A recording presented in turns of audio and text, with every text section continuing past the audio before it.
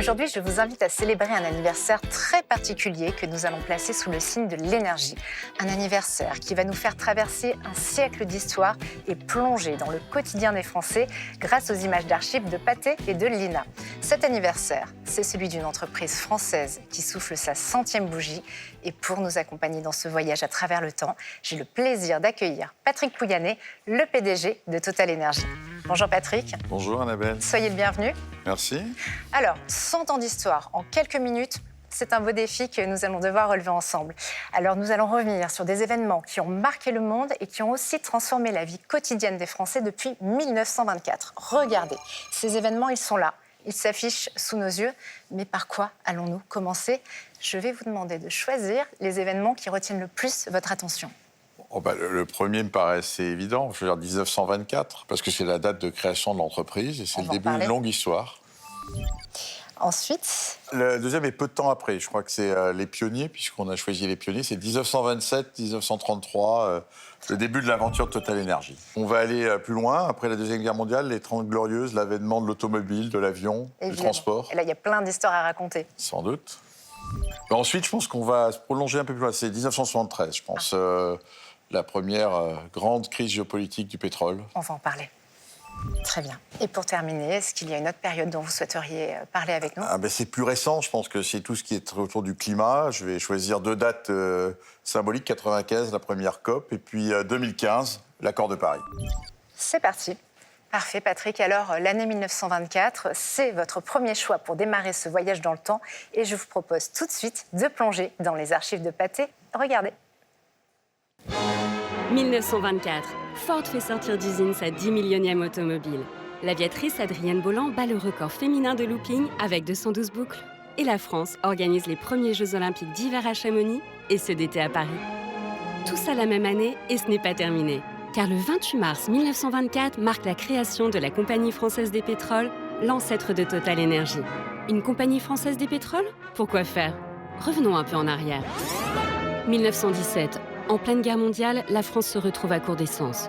Elle doit compter sur les Américains pour se réapprovisionner et, in fine, gagner la guerre. Au sortir du terrible conflit, l'État français cherche à gagner son indépendance énergétique. Fin 1923, Raymond Poincaré, président du Conseil, envoie cette lettre de mission à l'ingénieur Ernest Mercier. Il devra piloter la future CFP, Compagnie Française des Pétroles. Mission acceptée. Seulement voilà, la France n'a pas de pétrole. Dès lors, où en trouver et comment développer cette industrie? Alors Patrick, évidemment, on comprend pourquoi vous avez choisi cette date. Tout par-delà. Pour Total Énergie, c'est le début d'une énorme aventure. Est-ce que vous pouvez nous en dire un peu plus? Je crois que ces images rappellent en fait le contexte de l'époque. On sort de la Première Guerre mondiale.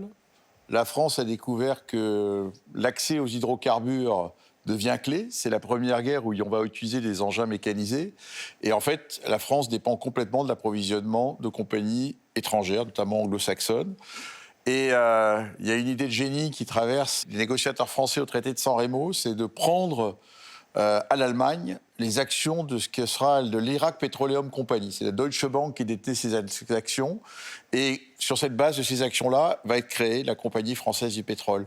Et je pense que c'est très symbolique aujourd'hui dans le débat autour de l'énergie, des motivations, c'était la sécurité d'approvisionnement des Français, en fait, qui était la motivation de la création de la Compagnie Française des Pétroles, qui va être donc naître dans un pays qui n'a pas d'hydrocarbures. Et je pense que c'est l'autre, pour moi, symbole on va créer un géant de l'énergie autour de ce siècle, dans un pays sans hydrocarbures qui va tout de suite devoir se projeter. Et il y a eu aussi un impact dans la vie quotidienne des Français. Ça va être le début d'une grande aventure parce qu'il va falloir, la mission de la Compagnie Française des Pétroles, ça va être de ramener des hydrocarbures, du pétrole aux Français pour leur assurer cet approvisionnement. Et je crois que c'est là, Total est devenu aujourd'hui un nom commun pour les Français. Quand ils parlent de stations-service, ils pensent à Total. Les stations-service n'existent pas en 1924. Elles viendront après la guerre, avec l'avènement de l'automobile.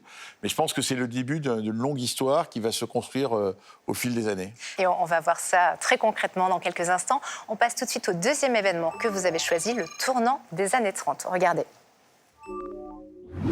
Au tournant des années 30, on se rue dans les salles pour découvrir les premiers films parlants. Charles Lindbergh réussit l'exploit de traverser l'Atlantique en avion. Et la première finale au stade Roland-Garros oppose deux Français, René Lacoste et Henri Cochet. 1927 est aussi un tournant pour la Compagnie française des pétroles. Après des années de recherche dans le sol irakien, le pétrole jaillit à Baba Gourgour, près de Kirkouk. C'est le début de l'aventure Total Energy au Moyen-Orient. 1929, les actions de la CFP sont introduites à la Bourse de Paris. Et finalement, en 1933, la première raffinerie française est mise en service à Gonfreville, en Normandie. Construits en France par des techniciens français dans un délai record. En moins de 10 ans, la France a fait des avancées majeures pour assurer son indépendance énergétique. Les années 30 sont un tournant. On a trouvé du pétrole, on sait l'acheminer, le raffiner. Et maintenant, quel changement cette industrie va-t-elle offrir à la France et aux Français ? Alors on sent la fierté dans la voix des commentateurs parce que c'était un énorme projet à l'époque. Oui, c'est quand même extraordinaire ce qui a été fait. On est en 1927, 1930. C'est de là qu'est venue d'ailleurs cette valeur de pionnier de Total Energy qu'on met en avant. Il faut bien voir ce qu'ils ont réussi à faire. Ils partent en Irak. Ils découvrent très peu de temps, en fait, 1924-1927, première découverte de pétrole de la Compagnie française des pétroles. Baba Gourgour, c'est du côté de Kirkouk, en Irak, aujourd'hui. Ils vont faire mieux que ça. Ils vont réussir à construire un tuyau, un pipeline qui va relier l'Irak à la mer Méditerranée. Il y a 2000 kilomètres. On est dans les années 30. Travail de titan, en quelque sorte. Ils vont construire le plus grand pétrolier au monde, à l'époque, qui s'appelle l'Émile Miguet, parce qu'il fallait transporter ce pétrole des rives de la Méditerranée jusqu'en France. Et ils vont, dans le même espace de temps, construire la première raffinerie en France, au Havre, en Normandie. Il y en aura une deuxième, d'ailleurs, à Marseille, à la Med. Tout ça en moins de 10 ans. Enfin, si on voit un peu ce que ça représente, je ne suis pas sûr qu'aujourd'hui, des fois, j'utilise ça comme... cette année, je l'ai utilisé beaucoup dans l'entreprise pour montrer ce qu'on était capable de faire en 1930. Donc, en 2024, 100 ans après, on peut en faire des choses. Bien sûr. Donc, c'était quand même un esprit de pionnier, un esprit avec l'idée, effectivement, qui était cette mission qui était d'amener ce fameux pétrole aux Français pour assurer la sécurité d'approvisionnement de la France. On voit ces années-là, c'est juste le début, un premier vol en avion de Lindbergh, donc c'est juste le début de l'histoire. Bien sûr. Qu'est-ce que ça représentait pour la France et les Français, et puis pour l'entreprise aussi? Mais je crois que ça... Alors, il y a une autre date intéressante, c'est 1929, où au moment de la crise, d'ailleurs, on introduit l'action de Total Energy, l'action de la Compagnie française de pétrole. Les Français peuvent acheter cette action. Donc, cette entreprise devient, et je pense que c'est intéressant de l'entendre, moi j'ai tendance à dire qu'aujourd'hui, d'ailleurs, on a l'impression d'être une entreprise privée, mais qui a un bien national, quoi, en fait. Et je pense qu'on trouve dans toute cette histoire qui a été vraiment marquée l'aventure, encore une fois, de l'indépendance énergétique. L'aventure suivante, après les années 30, ça sera qu'on va lancer le nucléaire dans les années 70, et on va y revenir. Mais je pense qu'on est très au cœur du lien profond qu'il y a entre notre entreprise et les Français, qui, quelque part, c'est une entreprise qui a été fondée par l'État pour assurer cette indépendance énergétique. Et on sait que les Français, c'est un peuple qui a envie de son autonomie, de son indépendance. Je pense que là, on y a directement contribué. Et quelque part, ces années-là, à mon avis, j'en suis convaincu, fondent ce qu'est l'entreprise dans l'imaginaire de tous nos compatriotes. Alors oui, vous venez de le dire, il y a cet enjeu finalement de renouveau industriel avec l'émergence d'un nouveau secteur. Mais il y a quelque chose que vous avez abordé, c'est finalement toute cette aventure humaine avec des équipes que vous allez déployer aux quatre coins de la planète. C'est finalement le début d'une success story à la française. Effectivement, Total Energy est une des plus grandes entreprises mondiales aujourd'hui. On est la 4e plus grande entreprise pétrolière et gazière au monde. Et on a développé cette entreprise, on est les seuls comme ça, sans aucun hydrocarbure sur notre territoire. C'est pas tout à fait vrai, il y avait le gisement de lac dans le sud-ouest, mais pas de pétrole en tout cas. Et on est les seuls. Nos concurrents américains, ils ont toujours du pétrole d'ailleurs aux États-Unis. Nos concurrents britanniques, ils avaient la mer du Nord. Nos concurrents néerlandais, un énorme gisement gros dingue.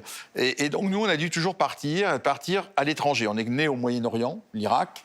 D'Irak, on a traversé le Golfe pour aller très vite au Qatar, à Abu Dhabi. On est là-bas depuis près de 100 ans, 80 ans. On s'est implanté. Et puis, il y a un autre pied de notre histoire, ça c'était la Compagnie française des pétroles, l'ancêtre de Total, mais il y avait Elf Aquitaine, qui est né, pour les mêmes raisons d'ailleurs, c'est très amusant, le deuxième pied de l'entreprise, Elf Aquitaine, est né après la Deuxième Guerre mondiale, pour s'occuper également, contribuer à la sécurité d'approvisionnement, mais avec exploiter le pétrole plutôt africain.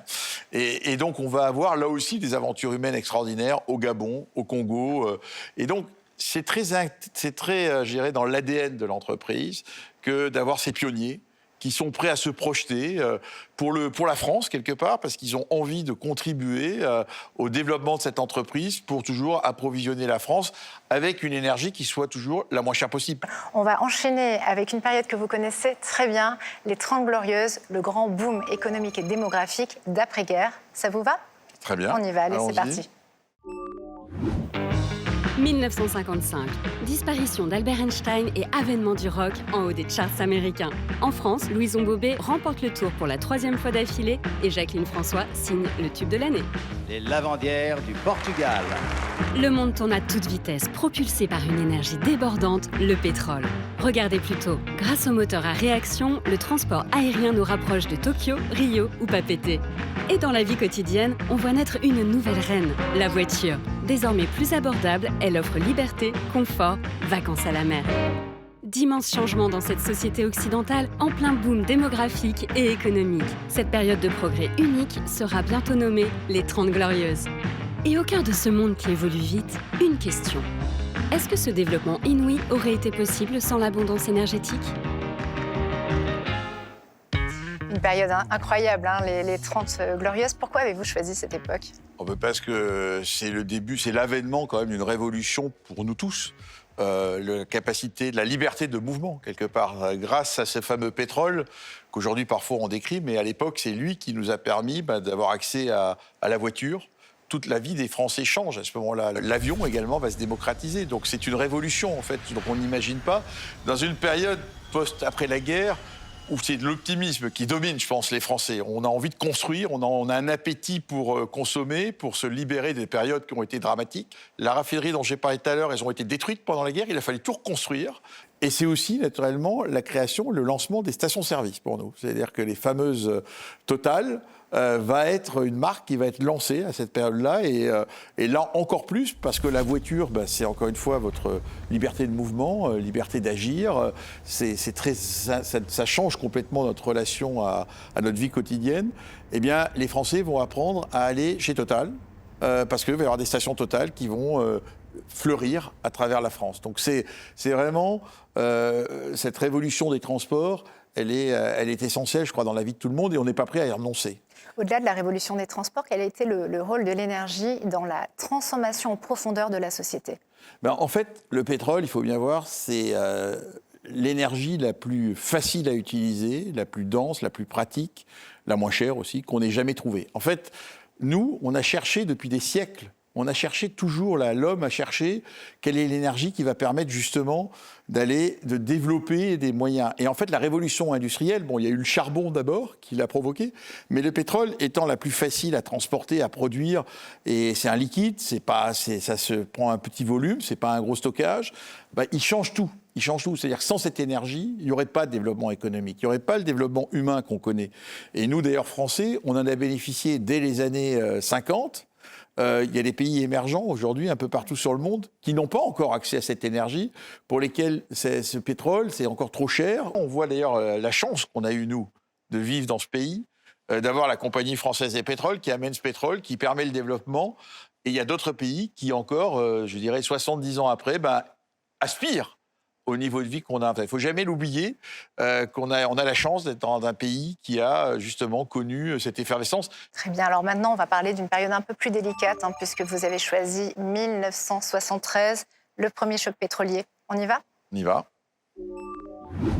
1973, les accords de paix signés à Paris mettent fin à la guerre du Vietnam. C'est l'aboutissement des revendications de la génération hippie en quête d'amour et de liberté. Et pendant que Stevie Wonder nous fait danser sur Superstition, le king du hit parade français s'appelle Michel. Un autre événement marque l'année. C'est le premier choc pétrolier qui sonne le glas des 30 Glorieuses. Que se passe-t-il ? D'abord, l'Amérique n'aura bientôt plus de pétrole. Et les pays de l'OPEP font grimper le prix du baril qui quadruple en quelques mois. Ils imposent même aux Américains un embargo sur le pétrole. Objectif, faire pression sur la politique étrangère des États-Unis. En bref, le pétrole s'invite dans la diplomatie internationale. Résultat, fini l'énergie bon marché. Le monde entre dans une nouvelle ère, aux enjeux géopolitiques plus difficiles à cerner. Pour ce qui est de l'abondance énergétique, l'OPEP siffle la fin de la récré. Et désormais, avec des prix qui ne cessent d'augmenter, le temps des remises en cause est-il arrivé ? Patrick, 1973, vous étiez très jeune. Vous avez des souvenirs de cette époque et de l'impact de ces événements dans votre quotidien? Oui, j'ai 10 ans, en 1973, et je m'en rappelle très bien. En fait, j'ai un souvenir très profond qui est à l'époque, les stations-service, les pompes à essence, elles n'avaient que 2 chiffres. Il y avait, en fait, l'essence, avant ce choc, valait moins d'1 franc. Et il a fallu créer, en 1973, changer tous les compteurs pour leur mettre un 3e chiffre, et pour commencer par un 1. L'essence commençait par 1 franc. C'était un choc majeur. En gros, le pétrole est passé d'ailleurs de 1 dollar à 10 dollars. Il a fait x10. Tout change à ce moment-là. C'est majeur ce qui se passe, parce que c'est aussi le début de l'inflation. Hein, c'est un monde nouveau qui va s'ouvrir à nous. Donc oui, j'ai des souvenirs profonds de cette période-là. Et je pense que c'est vraiment... et pour notre compagnie, bien sûr, ça sera notre entreprise, un sujet majeur. On était très présents au Moyen-Orient. On va subir des nationalisations, parce que c'est non seulement le choc, mais les pays du Golfe reprennent le contrôle, en gros, de leurs ressources naturelles. Nous, ça va être d'ailleurs en Irak. On va sortir d'Irak. On était nés en Irak. En 1973, on va être poussés dehors. Le monde va complètement changer, et y compris pour nous, Français, puisque là, la compagnie française du pétrole, vous voyez, on est dans le monde où on se met à manquer de pétrole. Alors, j'ai un deuxième souvenir profond, c'est la chasse au gaspillage. Je rappelle ça de temps en temps, j'ai rappelé ça en 2022. Des ministres, d'ailleurs, je le disais, moi je me rappelle quand j'étais petit, quand il y a eu ce choc pétrolier, comme on l'a connu en 2022 avec le choc de l'énergie, l'invasion de la Russie, de l'Ukraine par la Russie, on avait profité, le gouvernement avait lancé, on n'a pas de pétrole, mais on a des idées. Et donc, on va faire la chasse au gaspillage. Et c'était la première grande vague d'économie d'énergie. Mais encore une fois, quand on avait subi un choc du prix du coût de l'énergie de 1 à 10, les Français s'y sont mis. Et on a eu plein d'idées à l'époque il fallait économiser des matières et plein de gestes quotidiens. Bon, c'est aussi la période pour la France, bien sûr, où il y a une décision politique majeure qui est, parce qu'on a toujours cette volonté d'une indépendance nationale, on est fiers d'être Français, on va lancer les grands programmes nucléaires, en fait, pour répondre au choc pétrolier. Donc c'est quand même, pour nous tous, des profonds changements dans notre vie quotidienne, dans notre relation à l'énergie, mais également dans l'économie de notre pays. Alors justement, à cette période-là, est-ce qu'on percevait déjà les prémices de la transformation en profondeur de notre modèle énergétique, ou alors est-ce que ce n'était pas du tout à l'ordre du jour? Ça l'était, je pense vraiment. On se rend compte vraiment à l'époque que là, le choc énergétique est tel qu'on ne peut pas compter simplement sur ce pétrole qui valait rien, qui nous permettait, encore une fois, le boom des 30 Glorieuses. Il valait 1 dollar, donc le sujet, on pouvait l'utiliser autant qu'on voulait. Non, on change complètement de monde. On se dit, maintenant, il va falloir l'économiser. On n'a pas la conscience du tout à l'époque des émissions, pour être clair. On ne sait pas qu'il y a des impacts potentiels des émissions. Mais par contre, on voit le prix, et donc, on change notre relation à ce bien qui est indispensable de notre vie, mais où on se dit, il va falloir quand même faire un peu plus attention. On va chercher à l'économiser. Et puis, encore une fois, en France, on va se dire, on va aller vers le nucléaire. Donc, ça a quand même beaucoup d'implications sur nous tous. Bon, ça a des implications géopolitiques à l'échelle de la planète, la relation entre les pays du Golfe, la création de l'OPEP, qui a piloté ou cherché à piloter les marchés du pétrole dans lesquels nous sommes encore aujourd'hui. Donc c'est un changement profond de l'économie, et je pense pour la compagnie française des pétroles, notre société. D'ailleurs, au passage, à l'époque, on s'est mis à regarder un peu le nucléaire. D'ailleurs, après on l'a abandonné, mais on a été amené à réfléchir déjà aux conséquences qu'avait ce choc, à se projeter, nous, dans un espace nouveau. Mais en attendant, en revenant dans le présent, il semblerait que vous soyez allé fêter un anniversaire de l'une de vos salariées qui célébrait comme votre entreprise ses 100 ans. Elle s'appelle Colette. Ça vous dit quelque chose? Oui, ça c'est une belle aventure. J'ai vécu beaucoup de belles aventures cette année, les 100 ans, pour être honnête. Là, c'est une aventure la fête humaine. Partout. Et là, il se trouve qu'un jour, je reçois dans mon courrier une lettre d'un monsieur qui me dit que sa mère va avoir 100 ans en juin 2024, cette année, et qu'elle était une salariée de notre entreprise, qu'elle travaillait à Marseille, comme d'ailleurs, je crois, réceptionniste, standardiste, dans le métier de distribution de lubrifiants et de fuel à l'époque. Et donc, j'ai gardé cette lettre, et un jour, je devais aller à Marseille pour aller célébrer d'ailleurs les 100 ans avec les collègues de la région. Et il m'est venu l'idée le matin de dire, mais au fait... cette lettre, qu'est-ce que vous en avez fait? Alors, mes collègues me regardent, je dis, mais il faut que j'aille voir cette dame. Et donc, appelons son fils. Et donc, j'ai fait une rencontre extraordinaire dans ma vie professionnelle. On est allé à Marseille, dans cette personne, chez elle, une centaine d'années, qui était en bonne forme. Elle habitait chez son fils, qui nous ont accueillis Ils étaient très heureux de nous voir et donc on lui a amené des bouquets de fleurs. Et moi, je pense que c'est c'est un symbole d'une valeur très forte chez l'entreprise qui est une famille, la famille. Ce qui m'a frappé en 2024 dans toutes ces célébrations, c'est l'esprit de famille qui traversait toute notre entreprise, l'envie de se retrouver ensemble. Et bon, je sais pas si on a trouvé, je pense qu'on a trouvé notre doyenne, 100 ans, j'ai trouvé ça très beau. Et en fait, il se trouve qu'elle avait, elle avait eu 100 ans, je crois, 2 jours avant que je passe la voir. Alors ça, c'était le hasard de mon agenda. Mais je pense que c'est ça, les aventures humaines. C'est une autre forme d'aventure humaine, très fière. Et donc, oui, je garderai d'excellents souvenirs, et j'espère qu'elle aussi, d'ailleurs, de cette rencontre avec une image, une figure, quelque part, de notre famille. Très bien. Alors, une question un peu plus personnelle. Maintenant, vous venez de me dire que vous aviez 10 ans en 1973. Vous rêviez de faire quoi quand vous aviez 10 ans ? Oh, je ne sais pas si j'avais des rêves. Oh, il y en avait forcément un ou deux. J'en sais rien. Je ne rêvais pas d'être patron de Total Energy, si c'est ça votre question. Je me doutais de la réponse. Non, ça, je ne l'avais pas. Non, je pense que j'étais un jeune... J'habitais à l'époque à Bordeaux, dans le sud-ouest. Après, je suis allé à Saint-Jean-de-Luz. J'étais un jeune homme j'adorais étudier, pour être honnête. J'adorais apprendre. Mon ouvrage préféré quand j'étais jeune, c'était un atlas. Je passais des heures dans un atlas qu'on m'avait offert, un bel atlas, un grand atlas, et je suis un expert en grande géographie mondiale. Ça a dû me poursuivre. Ça peut vous aider. Alors peut-être que ça m'a poursuivi dans ma volonté, ça j'en suis certain, de me dire quand je suis rentré dans une entreprise, bon, je vais choisir une entreprise internationale. Ça m'a aussi poursuivi dans ma passion personnelle, qui est, j'ai dû visiter 140 pays dans le monde. Je passe tous mes étés à aller dans des contrées. Donc oui, j'étais un jeune qui adorait la géographie, aussi en partie l'histoire, mais adorait voir le monde. La Terre et la planète, c'est extraordinaire. On peut voir des gens tellement différents partout. Les dernières périodes que vous avez choisies, c'est 1995, la COP, et 2015. On y va ? Oui. Allez, c'est parti. 1995, l'Union européenne passe à 15 avec l'entrée de l'Autriche, la Suède et la Finlande. L'entreprise Microsoft lance son navigateur Internet Explorer pour surfer sur le web. Et Paul-Émile Victor, l'explorateur des pôles, amoureux de la nature, nous quitte à 87 ans. Et en parlant d'environnement, cette année-là voit l'organisation à Berlin de la première conférence des parties sur le changement climatique. C'est la COP 1. Un tournant, une prise de conscience pour les États, les entreprises et les citoyens sur la nécessité de réduire les émissions de gaz à effet de serre pour minimiser l'impact humain sur le climat. 20 ans et 20 COP plus tard, en 2015, cela aboutit à l'accord de Paris sur le climat, qui pose des enjeux politiques clairs pour l'avenir.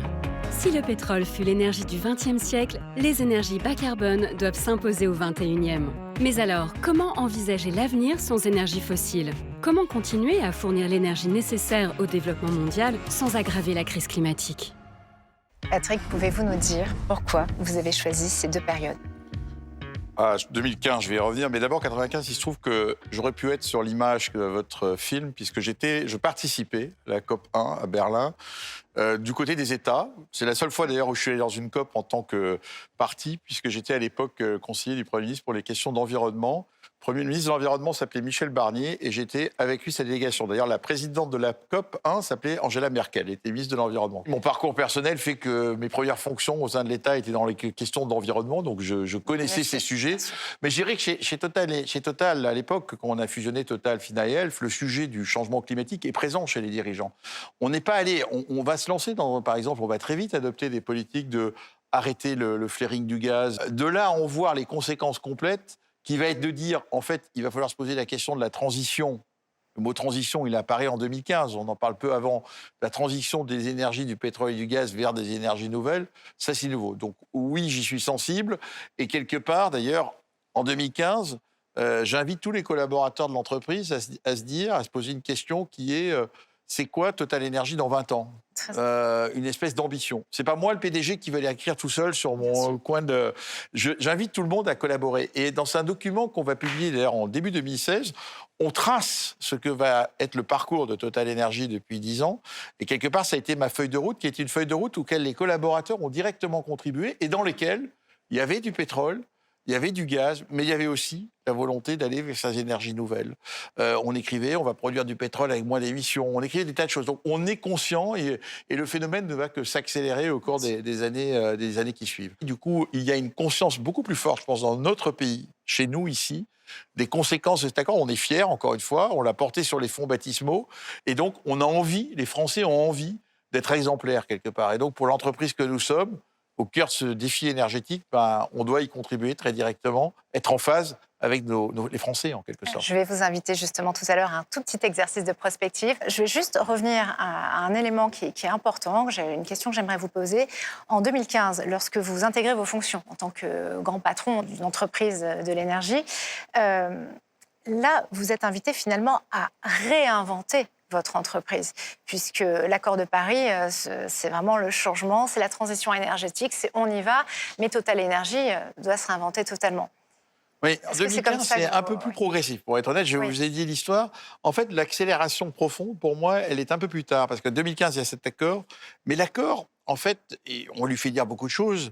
À l'époque, on ne parlait pas de neutralité carbone en 2050. D'ailleurs, les gens qui ont négocié l'accord parlaient plutôt de 2070, 2080. En fait, cet accord, au début, quand il est allé au Bourget, là, fait la négociation finale, il était à moins de 2 degrés. Puis on a dit bien en dessous de 2 degrés, si possible 1,5 degré. Et en fait, ce n'est qu'en 2017-18 que les scientifiques, le fameux mouvement pour aller vers ce qu'on appelle le net zéro 2050, c'est plutôt 17-18. Enfin, moi, je me rappelle très bien une assemblée générale des Nations Unies où j'ai dit la semaine climat en septembre 2018, où tout d'un coup, les gens disent mais il faut qu'on soit neutre en carbone en 50. Donc, il y a une forme d'accélération.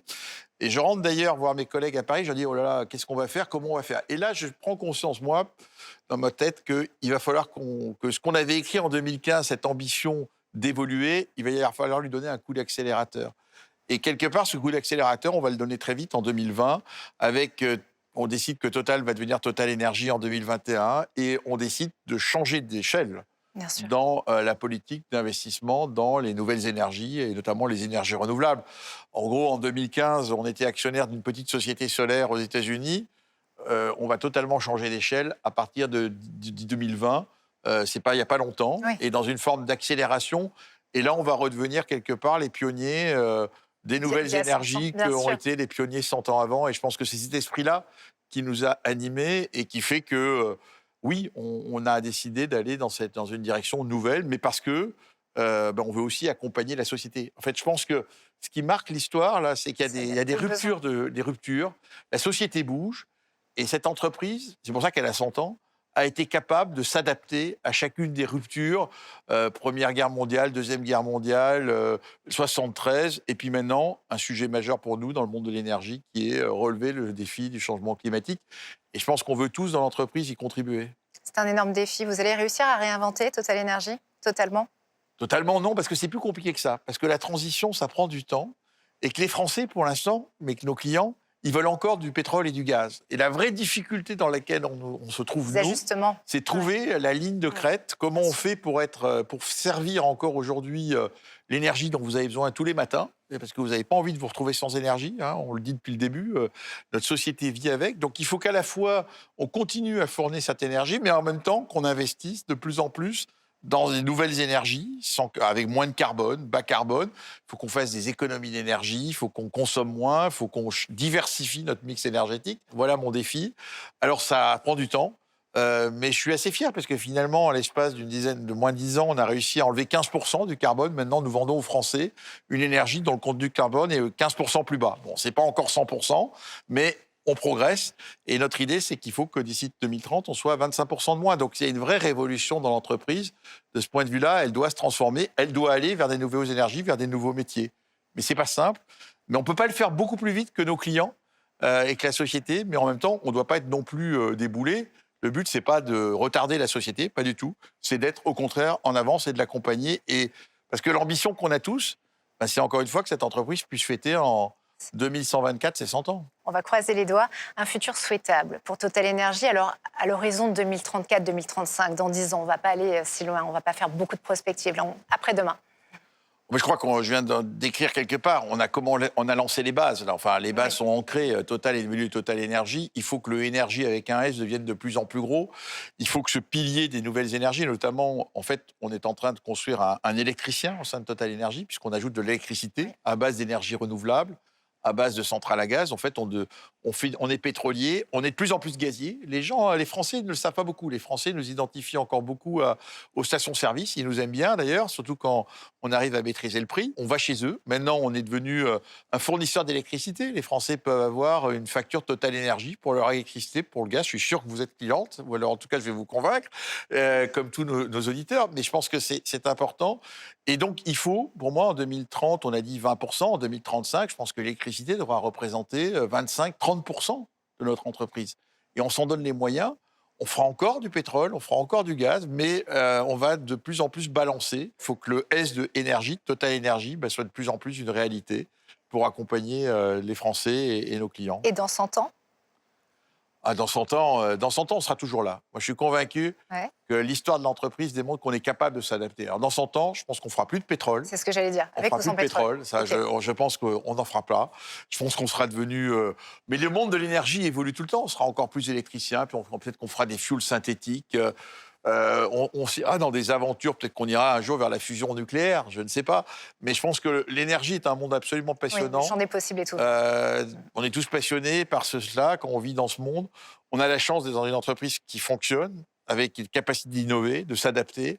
Donc je suis sûr qu'on arrivera à franchir les obstacles, les évolutions, comme on l'a fait depuis 100 ans. Voilà, donc c'est ce que je souhaite en tout cas, que quelqu'un puisse fêter à ma place en 2124 les 200 ans de Total Énergie. Bien, merci Patrick Pouyanné pour ce temps d'échange et de partage. C'est toujours éclairant d'analyser le présent à travers le prisme de l'histoire. On a passé un bon moment avec vous. Un grand merci. Merci en tout cas. Et peut-être à très bientôt pour un autre voyage.